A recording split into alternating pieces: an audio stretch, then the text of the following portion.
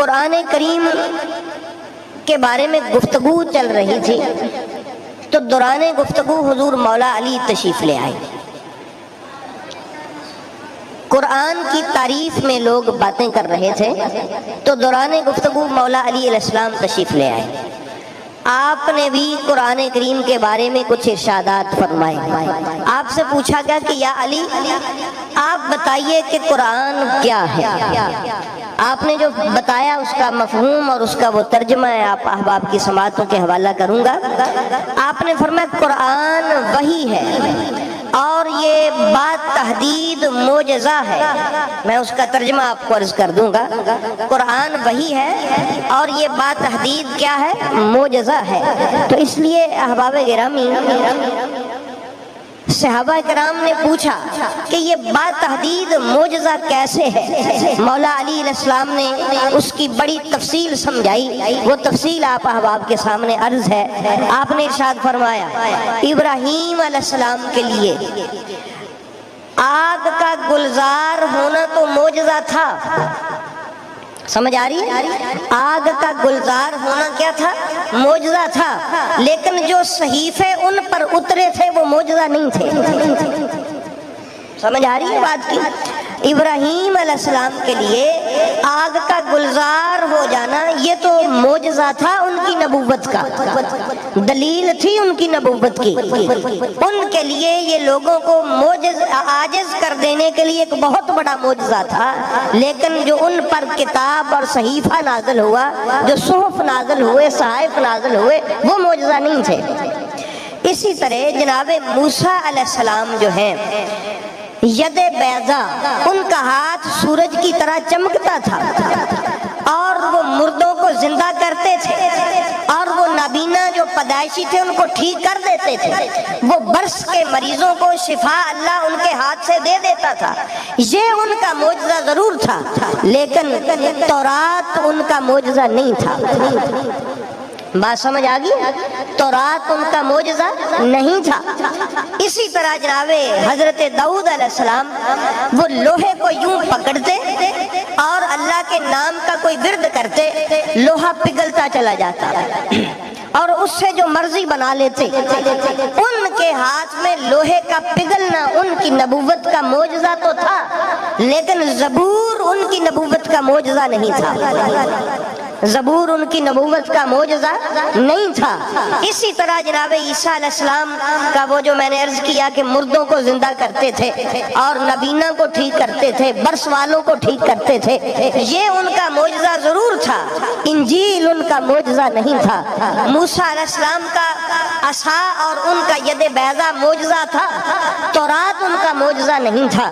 احباب گرامی مگر جب قرآن نازل ہوا، جب قرآن نازل ہوا تو پھر محدثین نے، مفسرین نے احادیث میں میرے محبوب کے تقریباً 80,000 معجزے نقل کیے۔ تو یہ کیا معجزے ہوئے احباب گرامی؟ مگر اللہ رب العزت نے اپنے محبوب کریم علیہ الصلوۃ والسلام کو ان کی نبوت کے لیے بطور معجزہ، دیگر اور چیزیں تو جو دی تھی وہ دی تھی، قرآن کو معجزہ بنا دیا۔ قرآن کو کیا بنا دیا؟ اب بات تحدید معجزہ کیا ہوتا ہے؟ معجزے کی تو سمجھ آتی ہے۔ مولا علی علیہ السلام سے فرمایا سنو، اللہ نے یہ معجزہ دے کے چیلنج کیا، یہ معجزہ دے کے کیا کیا؟ چیلنج کیا۔ فرمایا محبوب آپ اعلان کر دیں، یہ لوگ کیا جانے کہ تیرے اس معجزے کی شان کیا ہے۔ ارشاد فرمائیں قل لئن اجتمعت الانس والجن علی ان یأتوا بمثل ھذا القرآن، اے محبوب اعلان فرماؤ کہ سارے انسان جمع ہو جاؤ، سارے جن جمع ہو جاؤ اور لاؤ میرے اس معجزے کی مثال۔ اور پھر فرمایا کہ لا یأتون بمثلہ، فرمایا محبوب آپ اس بات پر مطمئن رہے کہ ساری کائنات کے انسان مل کر بھی، ان کے ساتھ جن مل کر بھی اس تیرے معجزے کی مثال نہیں لا سکتے۔ وَلَوْ كَانَ بَعْضُهُمْ لِبَعْضٍ ظَهِيرًا، اگرچہ سارے جن و انس ایک دوسرے کے مددگار بن جائے، پھر بھی اے محبوب قرآن جو ہے اس کا چیلنج قیامت تک برقرار رہے گا کہ اس جیسا کوئی بھی نہیں لے کے آ سکتا، اس جیسا کوئی بھی۔